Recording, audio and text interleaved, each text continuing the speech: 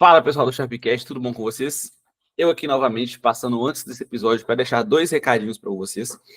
Primeiro de tudo, falar da nossa parceira BetBra, que está nos ajudando aqui a trazer esse episódio.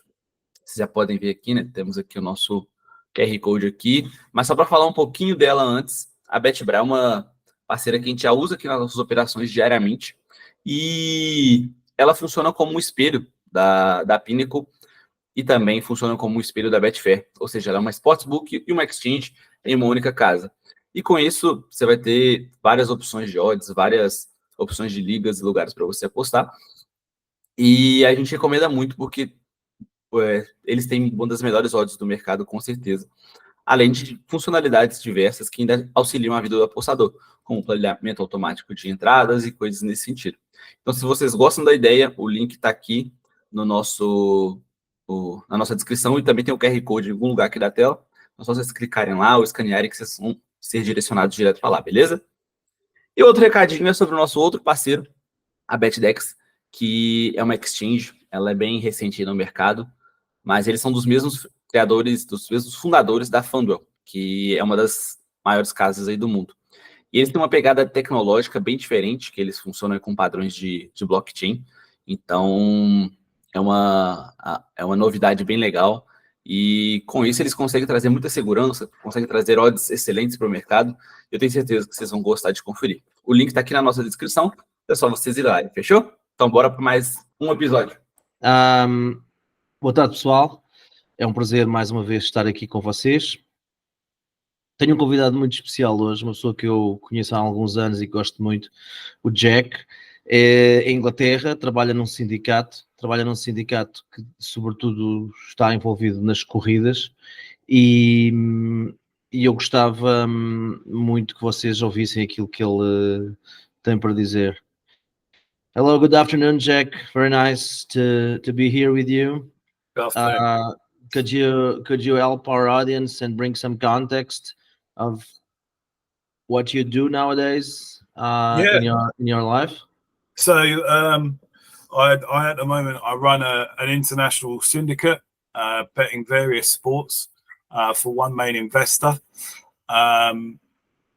We've seen a rapid change in the last 18 months of how this syndicate operates from the bottom to the top. So yeah, it's been a very big learning experience, and we're continually evolving, trying new territories and new sports, and trying to just see how we can get an edge and constantly evolving in the modern world. Okay, I'm not going to ask you complex questions, not about your cards and what you are betting, but prior to that, I would like to make you a personal question for yourself and your experience. So you are a young guy working in industry for a long time. So what's your background? Or the betting industry was already in your family when? How did you get over here? How did you jump into? So my dad races pigeons. I don't know if that's something that you do in Brazil. So it's a hobby there's gambling on it, pool betting on pigeon racing. But my dad has this undesirable. He has to win at whatever he does, and if he doesn't win, he will just go back and do it until he does win. He's the most disciplined person I know. My mum is someone that's full of love, and she's always said, follow your dreams. So I was never going to make it as a pigeon racer because I couldn't live up to my standards of my father. As a young guy, I was always a 5-minute wonder. I couldn't keep interested in one subject for long enough. And then eventually I discovered gambling, and it was like, wow, I can't do this at the moment, but there must be a way of beating this.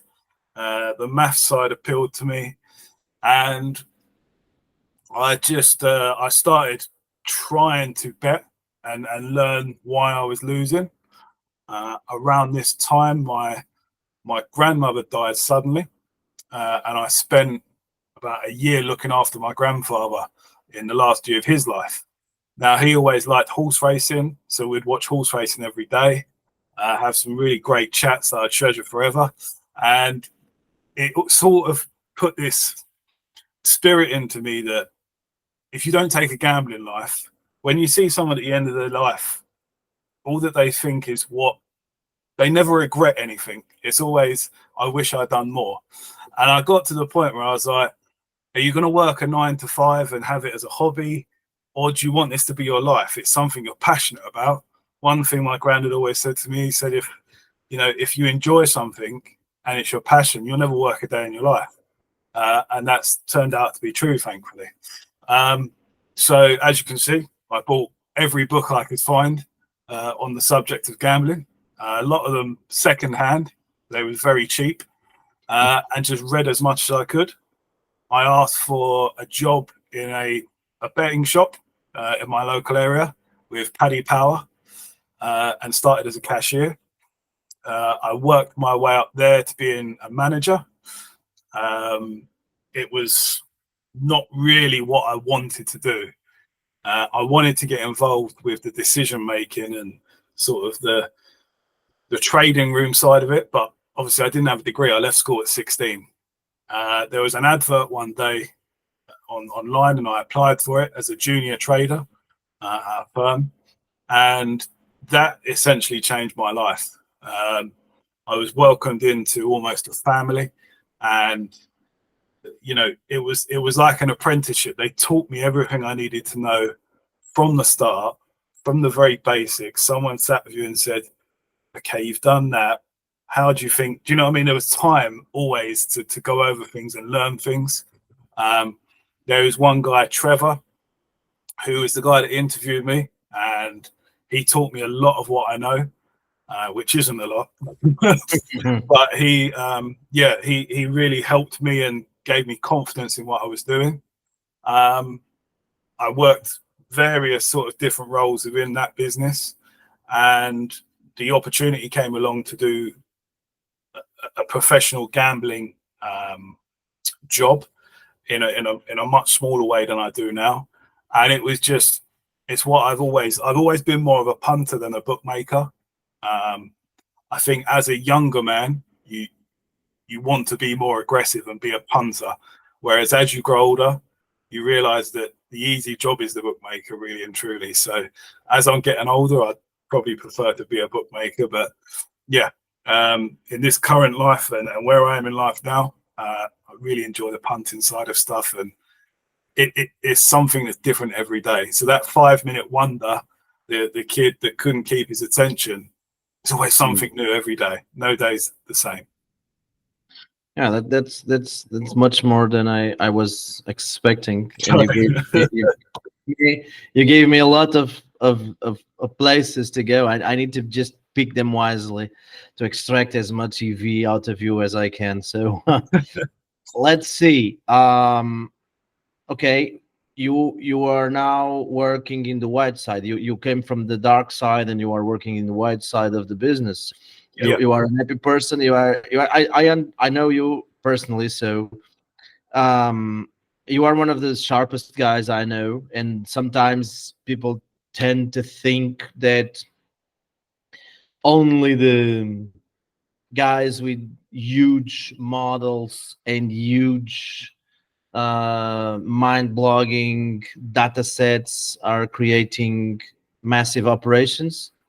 I know that your operation is very, very big, and I know that your operation is very resilient. And sometimes people just need to understand that there is more to it than a simple model. And if I ask you characteristics of you and the people or your team, the guys that are in the engine room with you, making it possible, what are the 3 or 4 more interesting characteristics that you find in people in order to pick them to work alongside with you in these hours? That's a good question. I'm not in a what would you call it, in an academical world. I'm not an intelligent guy. I left school at 16, but I think the most important things you can have, especially in the game we're in, is to be honest, to to have good integrity, and to just work hard, you know, and just be nice to people. My syndicate that I manage, you know, we're all like brothers. We're not, you know, like with a football team, you get a superstar player like Cristiano Ronaldo, and the whole team has to fold around that. We're not that. We're like one of the lower league teams that has 11 workhorses that just all pull together. We don't always get on. We have fallings out, but it's because we all care so much. And I think that people that are invested on a level where they care about the operation means 10 times as much as someone that's extremely clever. I find that people that are extremely clever often will think they're bigger or better than the operation, whereas I want people that will go into the trenches with me, that I can trust implicitly, that I know are available all the time, and you know, they just stick to the manual. You know, that's the most important thing. It's a very easy thing once you learn how to win. Gambling is a very easy thing, and it's about keeping it as simple as possible. My mentor I had before that taught me, you know, just keep it as simple as possible. Everything's done on trust, and you just hope that people give you the same amount of trust and the same amount of honesty as you give them. And you often find in life that you're going to find one or two bad people, but you'll find the right people by acting like that. Yeah, I'm totally on board with you there. I've spoken with several guests over here, and the ones who tend to manage sharper and bigger groups, they always touch in work ethics, like you did, impeccable work ethics, trust, of course, honesty, integrity. So it's a common ground for creating solid, and then after the solidity, larger scaling operations. We are not talking about specifics, but can you explain us a little bit what you are betting on, which type of cards? Just sports, main stuff, just regularly. Okay. Yeah, we bet a variety of different sports. We first began, before I took over the operation, it was all arbitrage on horses. So what we would do, we wouldn't hedge the bet back. We would have a bet that was an arb and keep hold of it with theoretical value. You grind out 7% ROI, almost in a straight line. It was fantastic. As technology caught up with bookmakers, and you know, it became harder and harder to do that, we've had to seek out people we want to benefit them as much as they benefit us. So if we find someone that's a fantastic football judge or a fantastic horse racing judge, we'll say to them, can we help you get on? We'll manage all of the staking side of it. We'll do all the admin, because that side of the game is getting so difficult. It's very difficult for someone to have the amount of knowledge to build a model, to then have to deal with the account closures, getting money out of accounts and stuff like that. So we basically just we do the difficult job for a lot of people. You could put it that, you know, like someone is a farmer that makes milk out of cows. They look after the cows. They know exactly what to feed them, and that's the algorithm or the model. We are the milkmen. It gets delivered to us, and we distribute it. It doesn't matter to me how the milk's produced, as long as the customers like it, you know, and it makes a profit. So we bet horse racing, we bet golf, rugby. It changes all the time. If there is a good card and we can stake it sufficiently to make it work for both parties, then we'll take it on. There's nothing we won't take on. A lot of the reason we haven't taken stuff on in the past is that it's just not possible to industrialize a card. It's very different betting as a lone operator to someone that's got 20 people, 20 mouths to feed with wages and stuff. Yeah, but when you're saying races, you are talking hounds and horses, or just horses? Horses at the moment. We're looking at greyhounds as well. It's an even more difficult market. Yeah. But yeah, just mainly UK and Irish horses at the moment. Yeah, okay. Horses, rugby, and golf are your main. And of course, golf is huge sport, and in your execution, is just mixed execution. You are executing with parlays and or more singles. Yeah, Depends on the sport. certain sports we find that parlays are good. There's certain sports where if the market's very thin, it's difficult to be able to get on in the volume you need to without moving the market. So we found that parlays are very good to spread, to be able to get the volume on we need without ringing too many alarm bells. And if Yeah. you've got an edge, each leg you put in of the parlay, you're just multiplying your edge. Other sports like golf, we can just get away with it. It's such a deep market. It's a fantastic product to bet on accounts, to not get them closed or restricted, because bookmakers seem to like golf business, but there is still a huge edge there, which is great.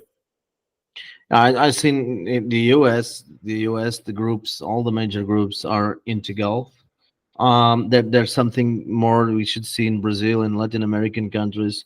They should take a look into golf, especially golf and MMA, because MMA is also a very liquid sport. There's a lot of biases inside, lots of great opportunities to scale upon, but because there are MMA is not so easy to model. Golf. This is the thing. We touched. We tried to do some business with MMA. One guy that I really respect, and he's the smartest person I've ever met. He stopped betting MMA for a bit because it was difficult to model.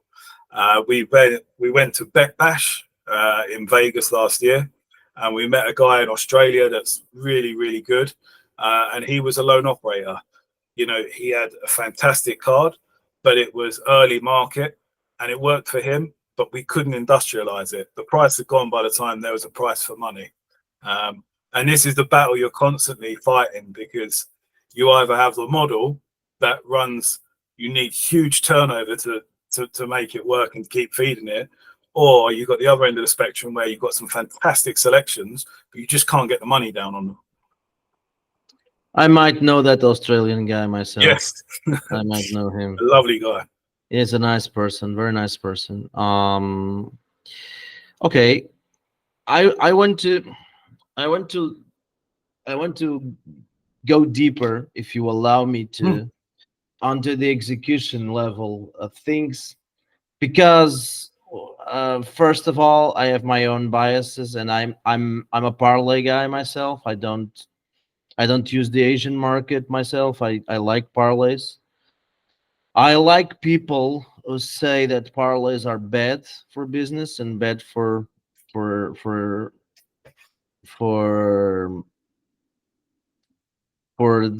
bankrolls, because I'm not going to argue with them, because if they say parlays are not good, probably their EV is not as good as it should be, but that's another question. But I want to go deeper into this parlay level. So just for us to know, if you have a card and you need to move that card, let's say you have 10 games card, you can execute that card in how many parlays? Just to have an idea on the numbers. How many hours? How many parlays? Which kind of parlays are you using? Are you using like luckies, three folds, four folds systems?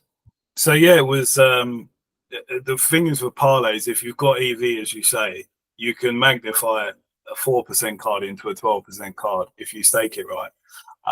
The problem is, the better you stake it, the more obvious it is to bookmakers, because if you do it clinically and everything's spot on, your bet's going to be so easy to spot that you'll get closed down quickly. So we just have a bit of a scattergun approach. I've got a guy that is great at doing mixed doubles of a block double of 6, block trebles of 6.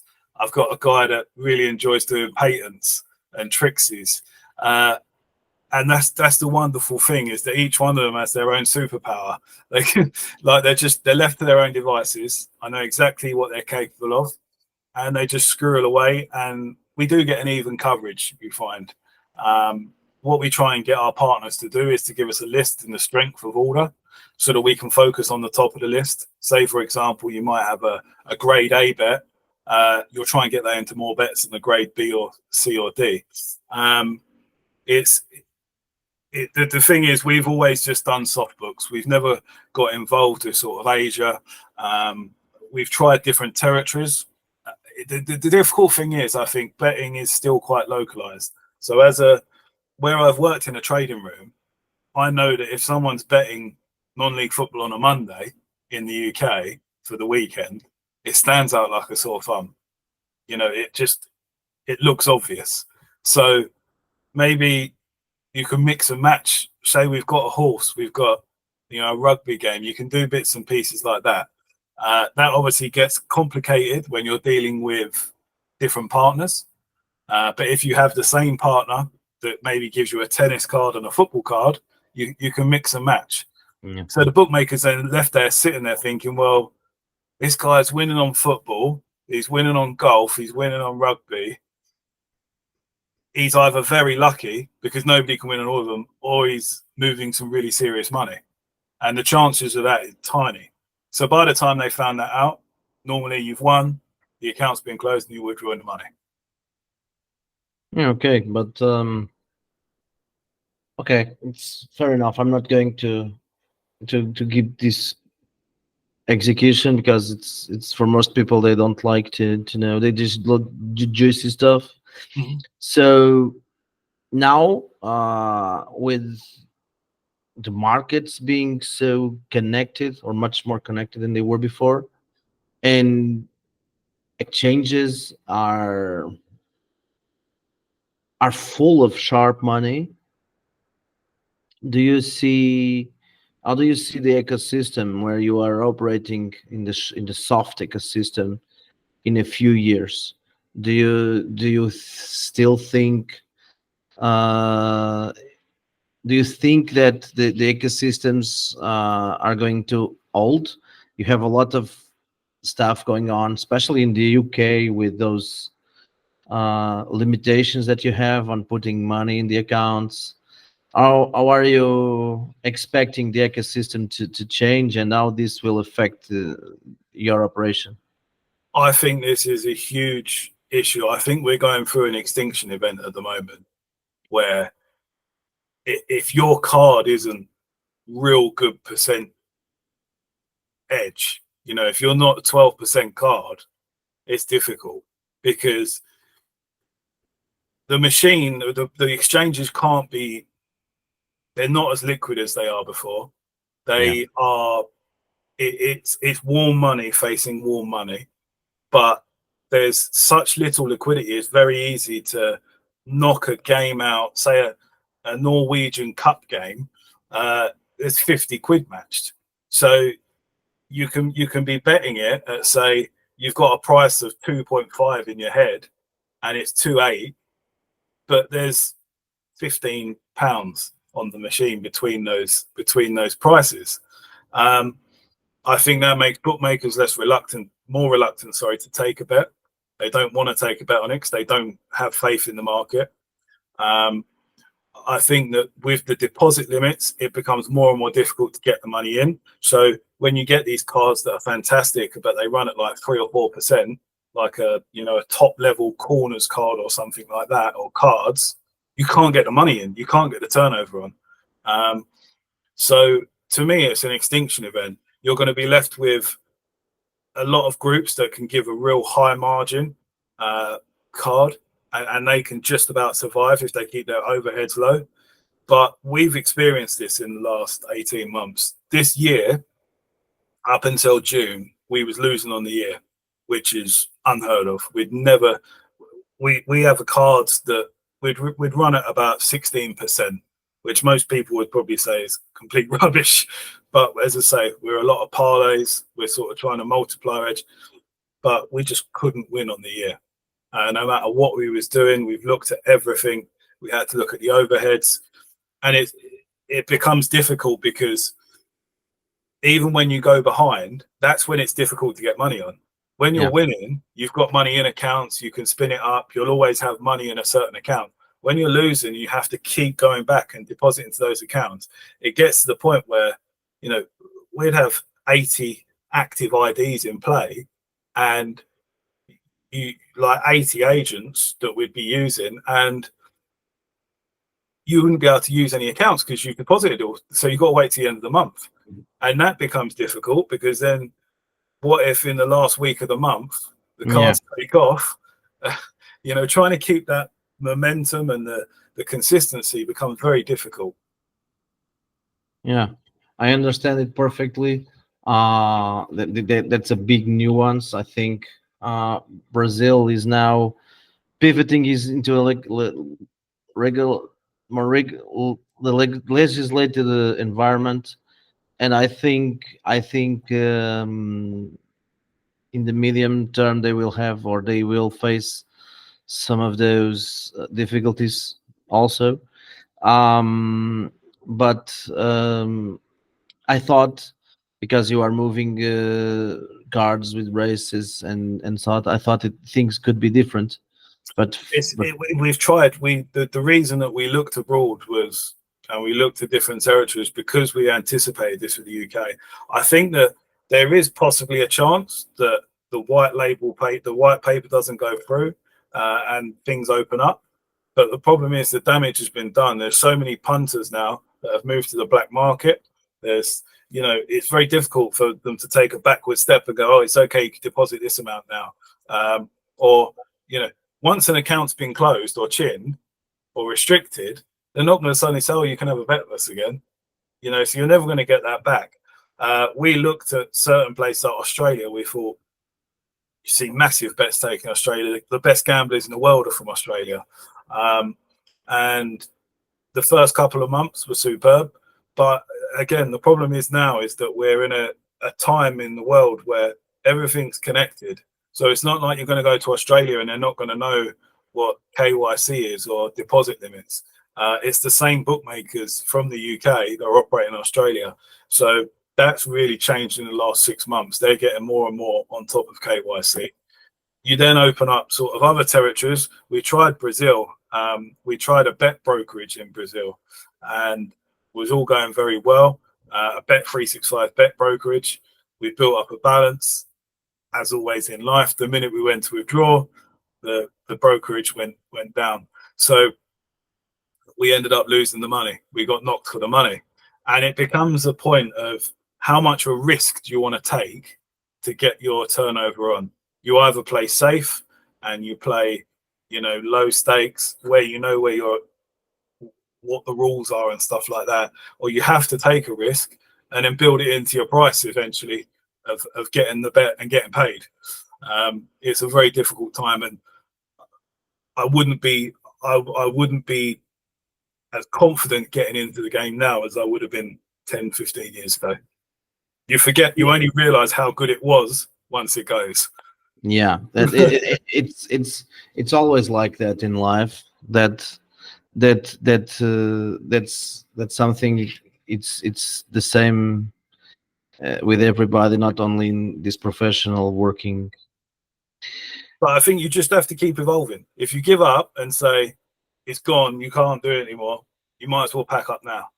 Yeah, because it's admitting defeat. You have to just keep finding new ways. I'm pretty sure there are some opportunities will arise. 100% agree. Yeah, I'm working with several smaller groups than yours, and I'm creating with them several good lines of streams of revenue and good opportunities. I think I'm very motivated with some developments. I think on a personal level, I would be very curious where would races stand in the next 10 to 15 years, because the population that tends to to go and to be with that product, because you need the wrecks inside that. The population is kind of less older, and I think races do need to reinvent themselves. Don't ask me, I'm not a specialist in races, but I do know a lot of groups, including, you said you started with arbitrage on horses. I know groups that do cross marketing to arbitrage on exchanges, everything like that. So basically, I think exchanges could be an issue, but I'm also taking a look at many operations now going into more in live play, in live betting, and some other nuances because of lots of stuff. So it depends. There are, for sure. I think that with horse racing, it's horse racing, in my opinion, is dying, if not already dead. I think it's too late. Again, it's one of these things that, in my opinion, in 15 years' time, there'll probably be 7 or 8 tracks left in the UK. I think you're seeing it in Singapore at the moment, that they're closing Kranji. It's just the turnover isn't there. They're making gambling out to be this horrific thing. The do-gooders have taken over. The perfect example is the Grand National. You know, it probably was a bit too dangerous 50 years ago, but they made changes. They got the right people on board to say that's probably safe now. But because you gave them an inch, they've taken a mile. They now want even more changes. And I think that's the problem with racing. They're not good at sticking up for themselves. They try and please people who are never going to be, a customer. They're marginalizing punters, who are the main people that bring money into the game, and trying to attract people that want to go to pop concerts or, for a day out and spend £100, £200 on a dress, but then they'll have 50p bets. That's where they're going wrong. There's too many fixtures, low grade racing as well. There's so many issues with it. I understand that they've got to adhere to sort of the modern world, but it's gone too far. The fact that you have to ring up if you have more than £2,000 losses in a month, to me, it's crazy. Because what happens if you bet during the summer? So that's where your main fun is. You go on the terrible run, like I explained that we've been on, that we're apparently professionals, and you lose. And then what about when the absolute 10-star bet that you've been waiting all year comes for, and you want your biggest bet of the year? You're now having to explain to someone that doesn't understand gambling, sir, you've had the biggest bet of your life there on the account. We're worried about you. We can't make that deposit because it's irresponsible gambling. If anything, that's responsible, having a staking plan and not just thinking I'm going to deposit £50 or £500 to lose it and then do the same again next month. Professional people don't think like that. So yeah. I was talking to Miguel when I was in London when we met last time. I was talking with Miguel. I was not especially high on his approach to tennis because I don't bet like that, so I'm not able to bet like that.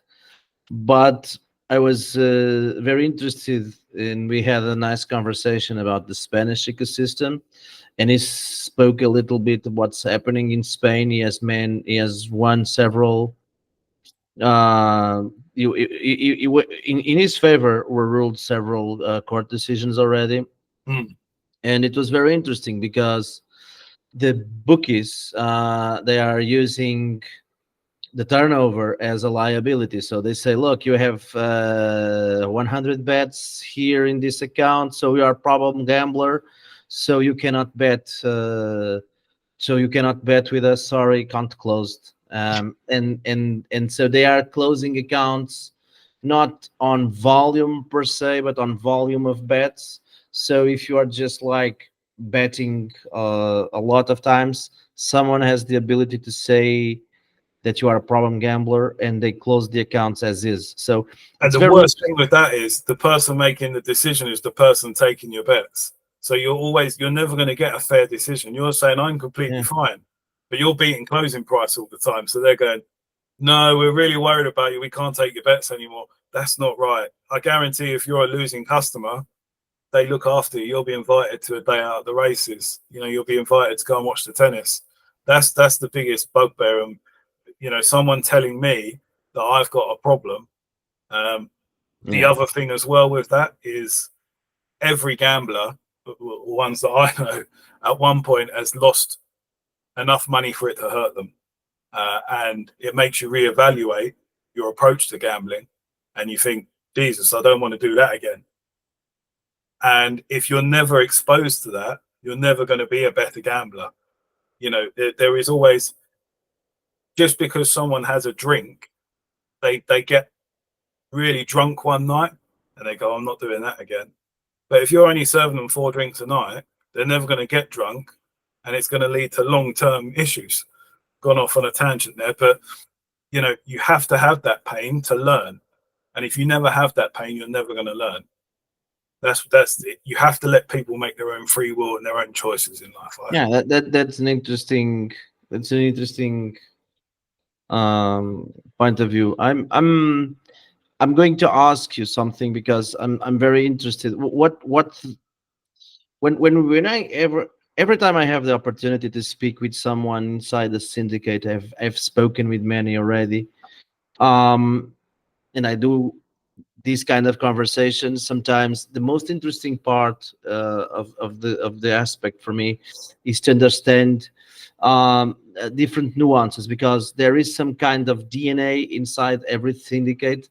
And when we are talking about executions, decision making, staking, how much we are going to stake, those type of decisions do tend to have big differences, because you are just putting money down. So sometimes you need to choose, okay, are we just going to put, let's say, this type of money, 100k in this bet or 50k in this bet? What's the type of money we are going to put here?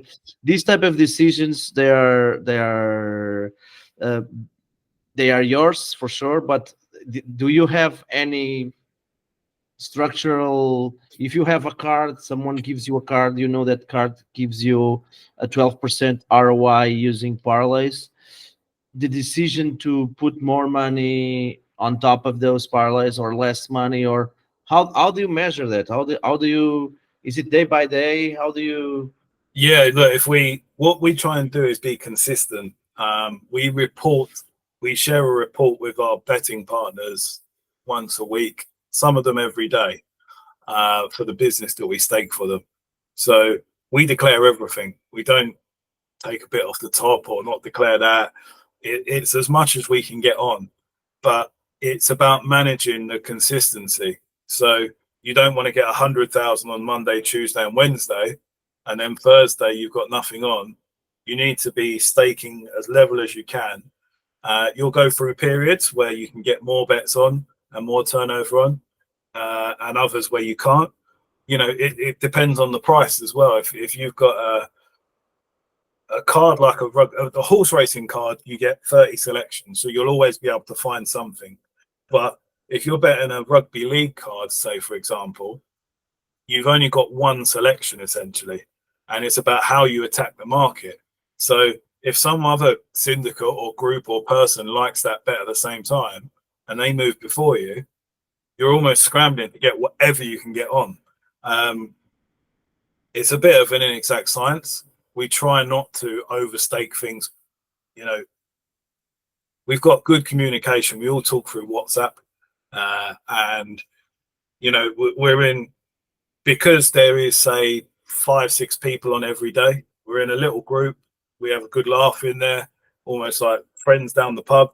But then at the same time, when a bet comes through, it's right, we need a little bit more of that. Can you do this? Can you do that? You know, this bookmaker's got that price, that bookmaker's got that price. Let's try and get on this. This is the minimum. And they're constantly updating. So I have a guy that sends out the rugby. I'll have a guy that sends out the golf. And we manage it that way. It's very much a informal thing, really. you know, a lot of the syndicates I imagine now are a lot more technologically advanced, that they've probably got fancy super duper spreadsheets that can say, right, you know, we've got this one in this amount of bets. We've always done it the old fashioned way and just sort of, we need a little bit more there, we need a little bit more there, and we just try our best. But if you need to price between EV and execution, which one is the most important right now? Execution? I think it's a sliding scale like that, because the better your EV, you don't have to be as good with your execution. If you've got a low EV, your execution has to be spot on. So you can make mistakes because you've got that margin for error. You know, if you've got a card that's winning 30%, you know that if you have one bad day, you're still going to have good days down the line. If you have a card that wins 3-4%, and that day it wins the profits for the year, and you've missed it or understaked it, it's a long way back. And what you also find is that a 30% card, you can't get as much money on it. So although it's more volatile, the downside isn't as bad. If you've got that 4% card and it runs terrible, your turnover is going to be so much that it's going to cost you a lot of money. Yeah, but you touch very interesting subject over there, because the volatility aspect of it can bring you the variance inside all those executed parlays. So if you have something that potentially you believe it has a bigger edge, but it has more volatility on it, how do you deal with this? We'll always take that. I think that as long as we can get enough on to make it worthwhile, which I know it's a bit backwards saying that, I would take the higher edge card all day long. I'd rather a card that wins 10-15% that we really have to struggle to get on, really utilize a lot and go through a lot of accounts to do it, rather than one that's 4% that's available everywhere. Because the problem is you expose yourself to bad runs, having the funds to be able to keep refloating and moving money around. Moving money is one of the biggest issues now, you know. Whereas if you've got that higher variance, that high return card, that it's a bit volatile, but it's lower stakes, so you don't have to move as much money around constantly. You know, it's all a bit much for muchness, really. I think that that's gold. But we are talking to an audience of 220 potential consumers. The podcast is the main audience is Brazil right now. Some guys from the US, some guys in Europe, Malta.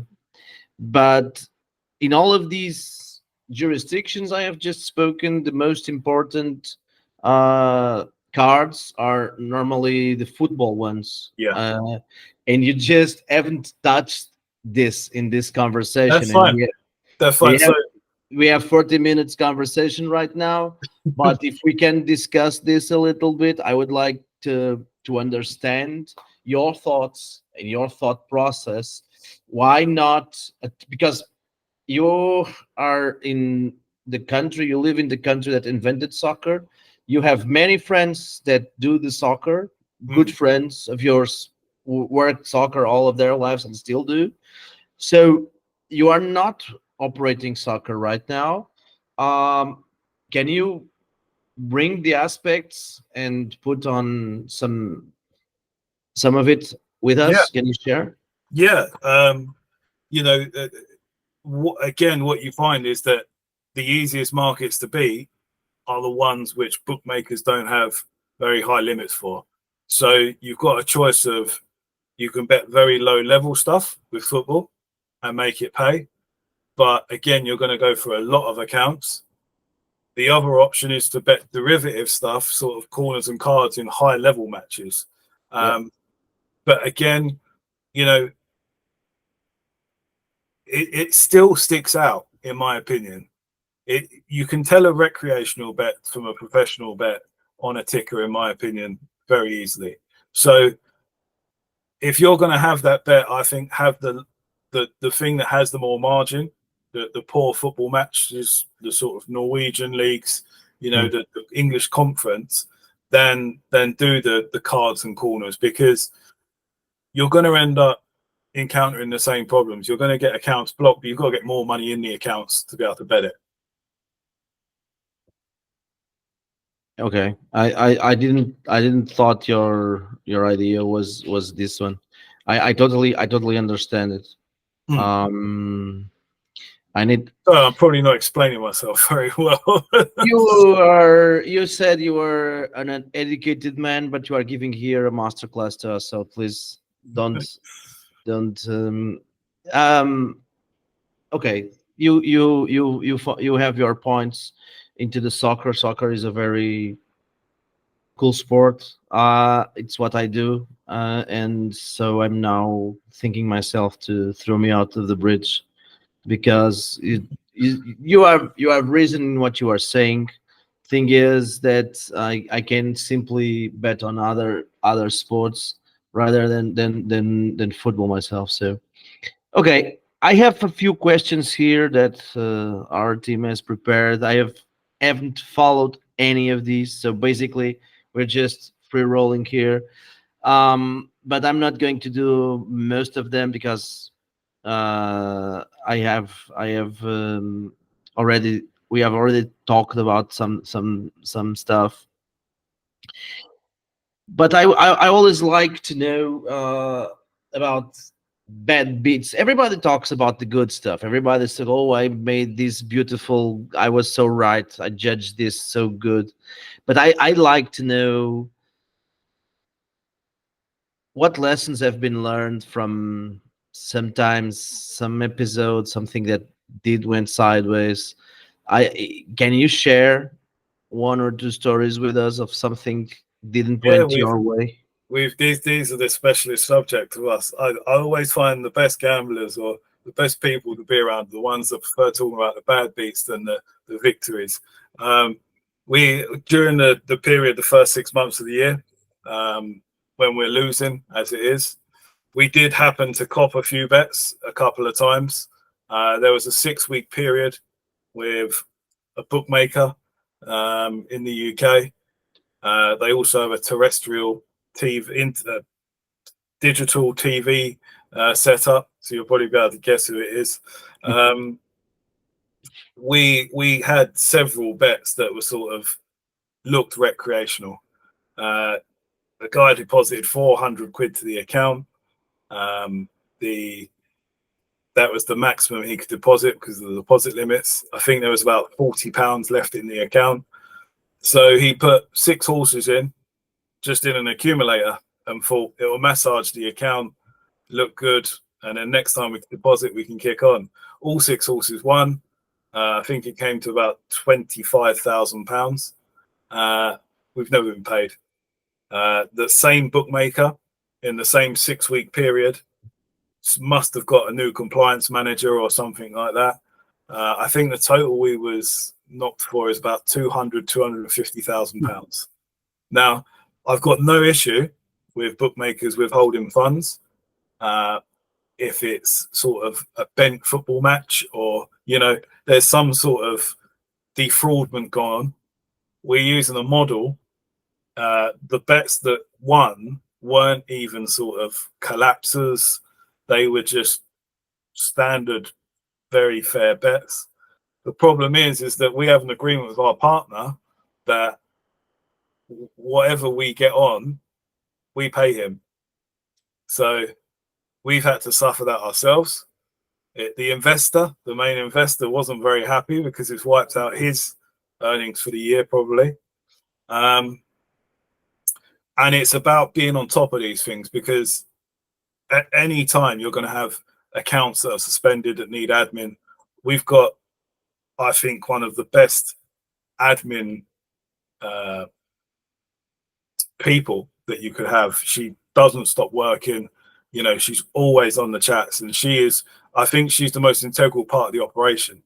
And it's only through her saying, hold on a minute, we've got a couple of these not paid out, that we've pulled the plug on them, because it could have been a lot more.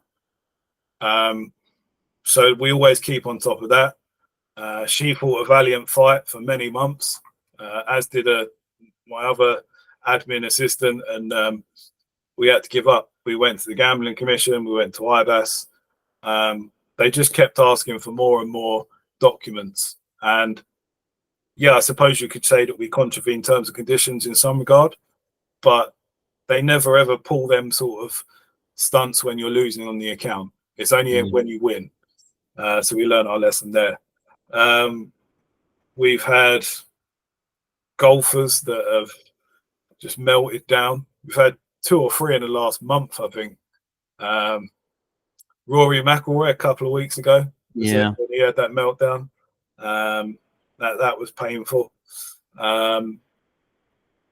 We've had a couple of multis where the first day we ever worked with our horse racing partner, we thought, right, we're going to give this a go, really go all guns blazing. And the first day that we done it, we had a horse that fell over 11 to 10. I think it's called American Sniper. Cost us £1 million on the first day. And it was, do you know, when you think to yourself, wow, we've found the promised land here. This guy is God. £1 million on the first day. It fell at the first. I think it won the next time out and beat a horse we bet, of course. Yeah, look, they're part and parcel of the game. To me, I love those. It might be a bit twisted and sick, but they're great stories. They're great stories. You can always tell them forever. And I much prefer a bad beat story than a much more interesting. The bad beat stories are well, everybody has them. Few people can talk about them, and only if we have a survivorship bias, only the survivors can talk about the bad beat. The other guys just simply are not here. So, and we have one more. Let me tell you one more. There was one guy that was always growing up reading the books, was my hero. I didn't think he existed, and we got into contact with him and done some business with him. We bet a horse at quite short odds, and I think we had 6 figures on it. It was the biggest bet that we've had on a single event in a long time. And the horse just didn't get up. It was meant to be an absolute certainty. It was laid out for the race and got beat, came second.